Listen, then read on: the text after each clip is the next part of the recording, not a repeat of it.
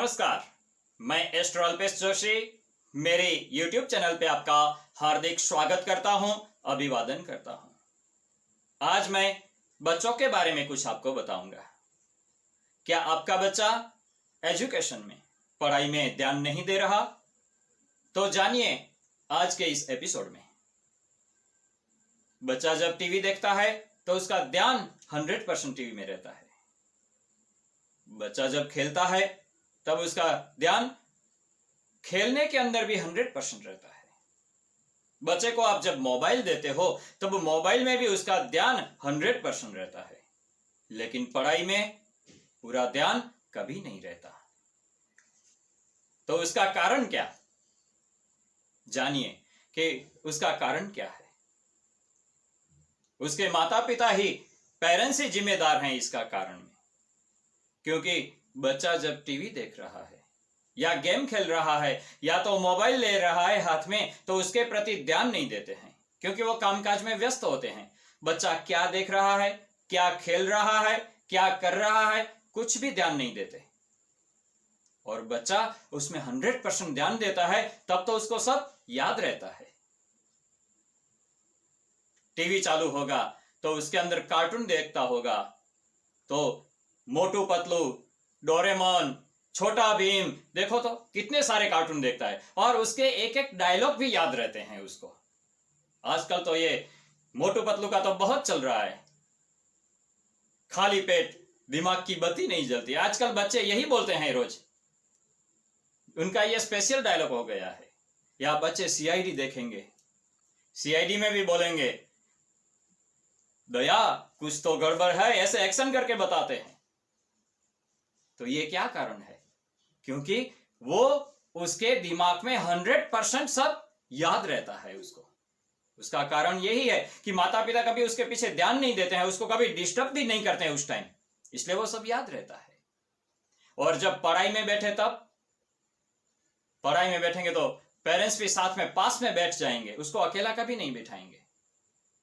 बंद कमरा करके अगर उसको बिठाए ना तो फर्क पड़ता है। अगर आप पास में बैठेंगे और बैठने के बाद आप क्या बोलेंगे, अच्छी तरह से पढ़ाई कर, थोड़ा ध्यान दे, याद रख, ये कर वो कर, तब बच्चे का ध्यान आपको सुनने में लगता है।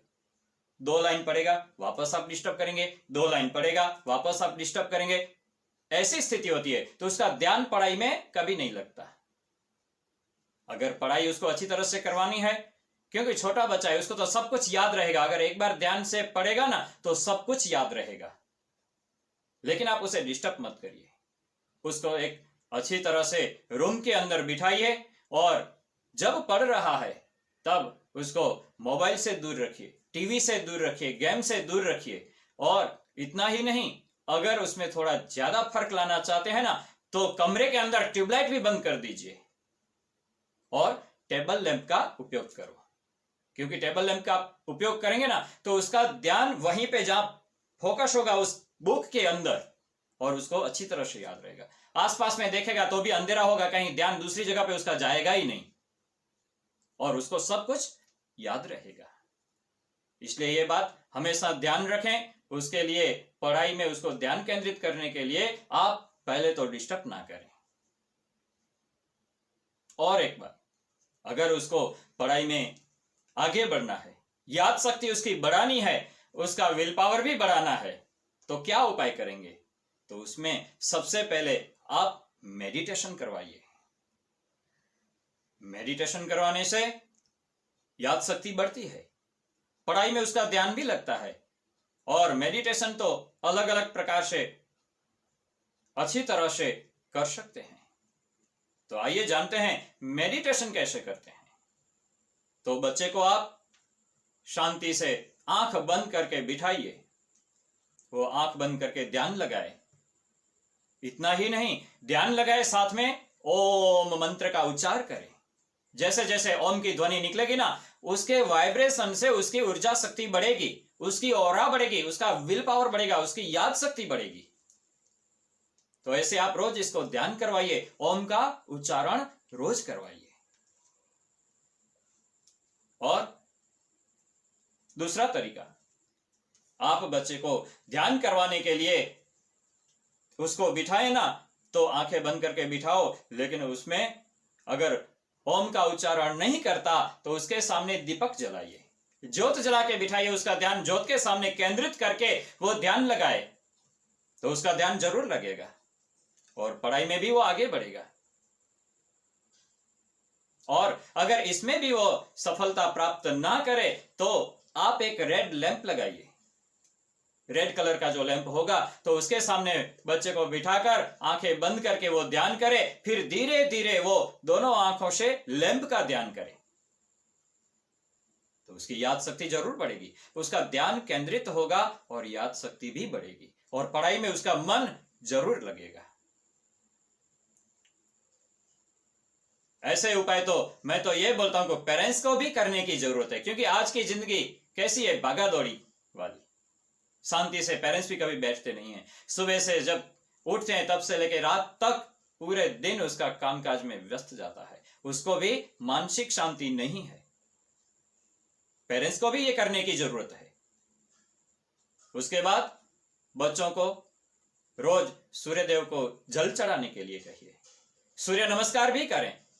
सूर्यदेव को जल चढ़ाने से, पिछले एपिसोड में मैंने सूर्यदेव का भी बताया है जल कैसे चढ़ाते हैं, वैसे नियम से आप उनको बोलो, क्योंकि स्कूल वो सुबह 7 बजे जाते हैं, सुबह में जल्दी उठते हैं तो सूर्यदेव को जल अच्छी तरह से चढ़ा सकते हैं।